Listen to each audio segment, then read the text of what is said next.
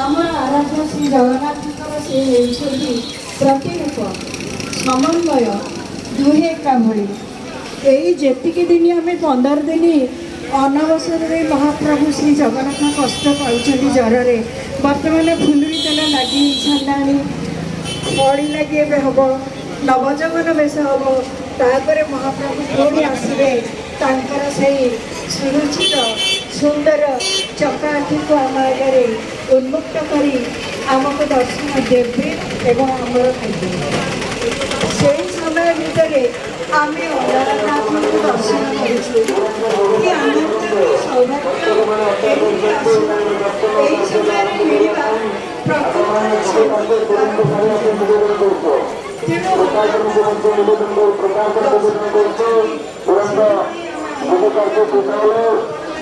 भक्त